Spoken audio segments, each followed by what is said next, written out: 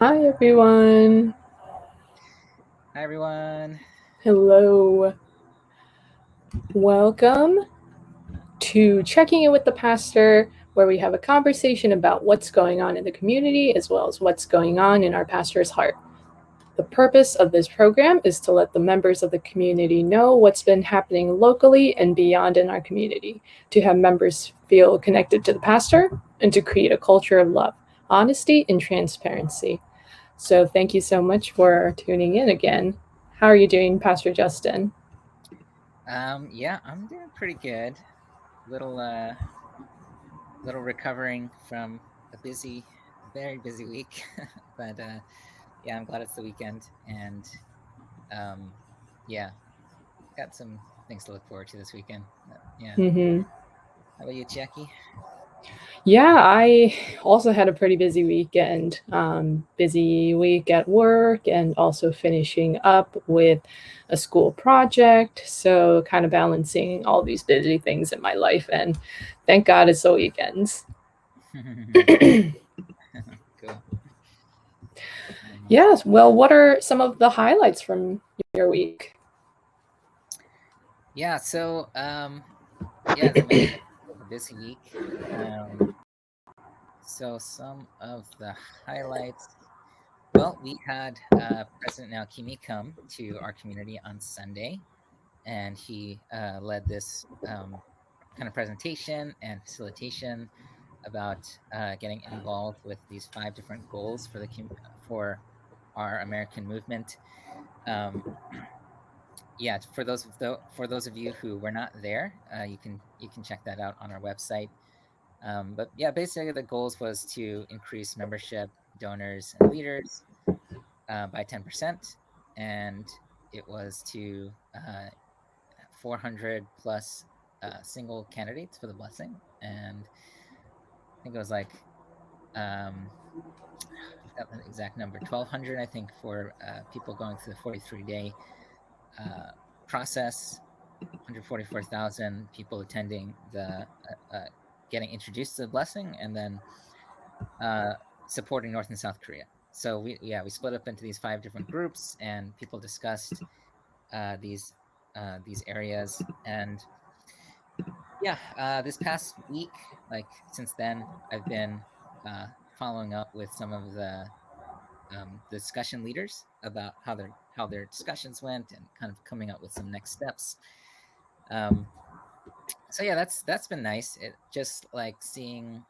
It's always nice when people are willing to take responsibility because they feel inspired about something. You know, not like not because of duty or anything, but they talked about it, and then um they were inspired to keep going.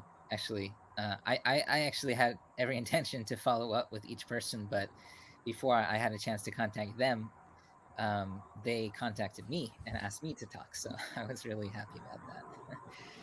So yeah, that was one highlight. um, we also had a council meeting on Monday, which we said goodbye to the former council who served these past 2 years. Four members kind of retired from the council, and four new members joined. So yeah, it was exciting. I also just felt really grateful for the council members who are departing, because um, they were council members during a very kind of, I don't know about turbulence the word, but a lot happened this year. I mean, of course, they were part of the pastor search, part of navigating a pandemic, and um, yeah, it's just really grateful to them. Um, yeah, so yeah, those are my main highlights. Something else might come up, Mhm. and yeah, that's Yeah. pretty much. Yeah. Yeah. Thank you for sharing. Yeah, this week was quite something, but I'd say, like, for me, my highlight was the fact that I was able to finish this big project for my school so that I could officially start my internship. So I'm looking forward to that. Wow, nice. You already Yeah. have an internship Well, picked out? so So the way it works is that it's not exactly an internship. It's called an industry design project where I get partnered up with startup companies so that I can help offer my skills that I learned through this course that I'm taking, um, so that I can help their company. Yeah, so for the requirements for starting this internship is for me to finish this big project that I was working on. So now that I did, just can finally take a breather. Yeah, Yeah, awesome. so I'm looking forward to that. Yeah, well, despite all the, despite the highlights, what were some of the challenges that came up this past week? Um, yeah. So one challenge is uh, it's funny because sometimes we do things and we don't think it's gonna cause a reaction much, but when I guess when you're dealing with quite a large community, over 100 people, everyone's got uh, an opinion, and that's not that that's a bad thing. It's just that's just a reality, right? Everyone has an opinion about something. Um, so yeah, one challenge, which is kind of a surprising challenge to me, was um, we announced on Sunday service about this cat, the White House cat Grizz. We're looking for a new home, and yeah, it was a decision, made uh, just mainly considering our budget and our resources and kind of our priorities right now.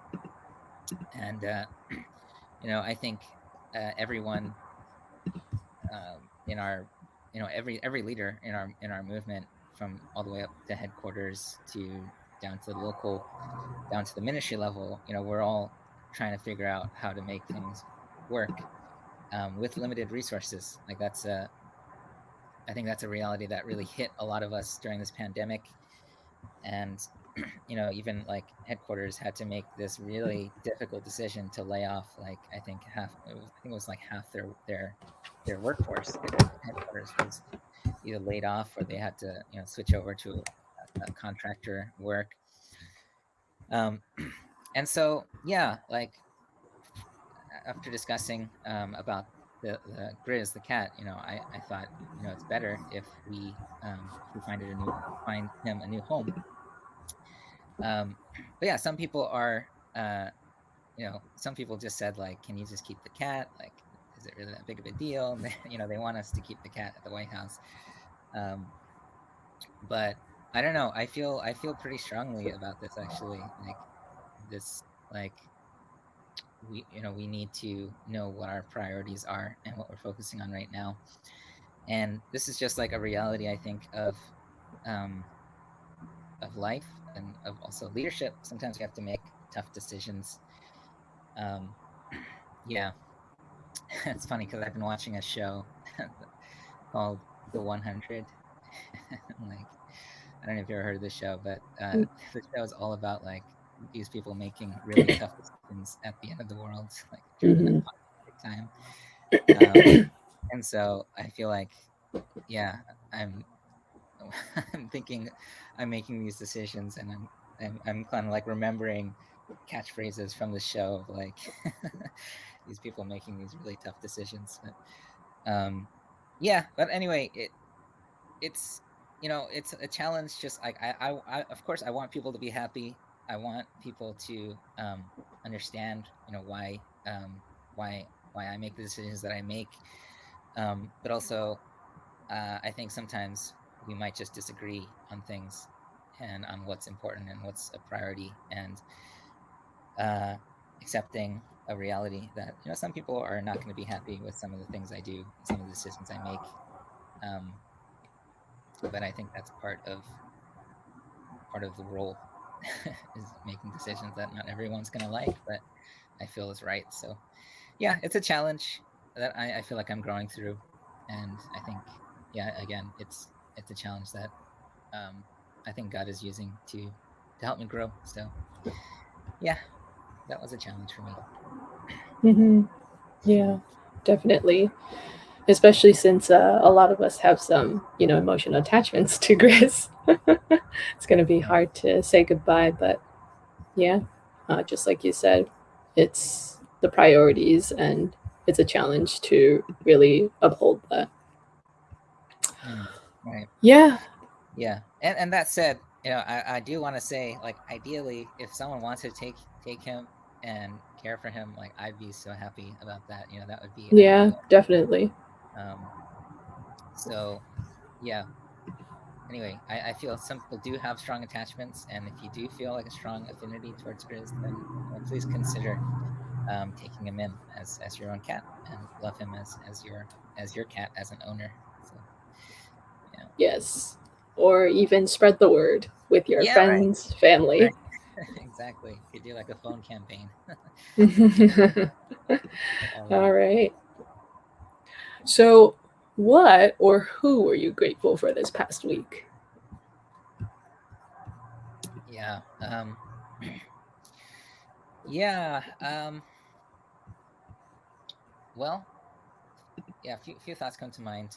Um, I'm definitely grateful for the people who stepped up to lead the discussions on Sunday, and especially the ones who came up to me afterwards to make a have a follow up conversation. Um, Mr. Kobayashi and Mrs. Kobayashi, they came to see me and to talk about what's next. Um, Ellie Izumi, who's the second gen, she's kind of new to the community. She also she reached out to me and asked me to have a follow up conversation about it. Um, my parents.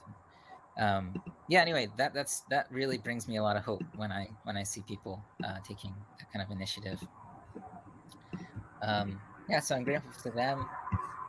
Um, I'm also grateful. So yeah, I think this is okay to share, but um, I mean, as the pastor, I think um, it's important to have a firm grasp on our finances, right? Um, and so part of that is looking at our tithing records, and I was kind of afraid to look at the records because I didn't want to see people differently based on knowing whether or not they're tithing or not, or how much they're tithing, and this and that. Um, but uh, anyway, I felt like I mean, I prayed about it, and I just felt like um, you know I'm going to do this. I want to know this, not for the sake of judging anybody, but for the sake of understanding. Who are we? Who are we serving? Who feels really served by our community? Um, and just look, if there's people not tithing, then maybe they just don't feel connected enough or really served by what we're doing, and maybe that's something that I can just be responsible for. Um, but anyway, so I decided, okay, I'll go ahead and I'll take a look. Um, but actually, I wasn't disappointed. I was actually really grateful when I saw just the generosity of people. Um, we have some really generous donors in our community. I was just really moved by how much some people are giving, and even some people that I honestly I didn't think would give because I haven't seen them around at church very often, or um, but they're giving during this pandemic where a lot of people just were not connecting to the church, and so yeah, I'm grateful to all of our donors, all of our tithers, people who've just been giving, in the face of yeah a difficult time.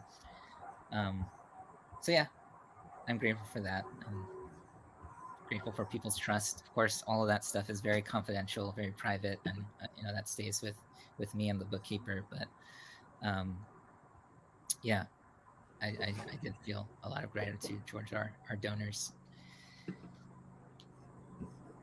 Awesome. Well, anything else that's been on your mind that you want to share with us, Pastor Justin? Well, I did want to let everyone know one thing that I'm thinking a lot about and discussing with um, the Sunday school teachers. We've been discussing about the future of Sunday school. I think, as most people know, we're looking for a new Sunday school director. But in the meantime, I'm happy to kind of step in and be a little bit more hands-on with Sunday school. Um, and so, actually, what we came up with is, instead of doing a weekly Sunday school where we have 40 minutes a week with the kids, we're going to do a once a month mini workshop with Sunday school, where we spend like half a day with the kids. So in the end, it's actually more time on a monthly basis that we're investing into the kids and their education, and also, more importantly, I feel, is their relationships with their brothers and sisters and their elder brothers and sisters and uncles and aunts.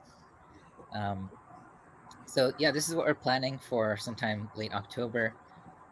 We really want to make it a really exciting and quality program, and even invite parents from other communities. Actually, I know that there are some communities that don't have a Sunday school program, or they shut down the Sunday school during the pandemic. But I know there's a lot of parents who would love to have their kids get involved with something. So yeah, this is something that I've been thinking about a lot. Future of our community and our kids. So yeah, I just wanted to let everyone know that that is something that we are fully investing into, um, and to expect some exciting stuff to come out of that. So yeah. Awesome. Investing in our children is investing in our future, right? Yeah, absolutely. What can be more important than that, right? Mm-hmm. All right. Well, to close off our program, let's go into upcoming events and announcements.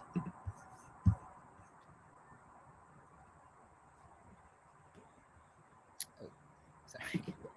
Let me share 1 second.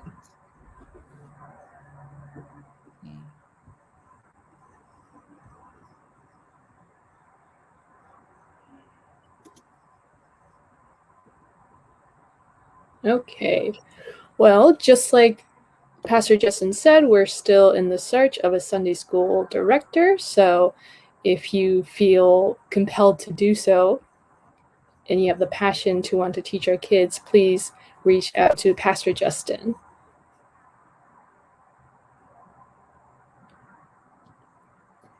And our first ever date night for BFC is Friday, October 1st. While you spend quality time with your spouse, you can drop off your kids at the White House so that the kids can enjoy some time with other blessed children. So please take this opportunity to invest in your relationship and have a great time. Up and coming kickoff. So the date may change, so please stay tuned if you are participating in up and coming. And Grizz, just like we talked about, Grizz needs a home. So please, if you would like to take in Grizz to your lovely home, or even have friends or family who would be interested in taking him home, please reach out to Taka. And the program that we're doing, Checking In with the Pastor, tune in on our website to know what's going on in the community and in the mind and heart of our pastor, hosted by me, Chiaki. Subregion 1 Pastor Summit, the location changed to the Clifton Family Church on September 25th, so please keep that in mind. And on September 25th, Authentic Self webinar, we'll be holding the free 2-hour webinar on discovering your authentic self. And our next in-person service will be September 26th, so mark your calendars. And find all of this and more at belvederefamily.com, and don't forget to sign up for our newsletter. All right. That's all of them. Yeah. Anything you want to add, Pastor Justin?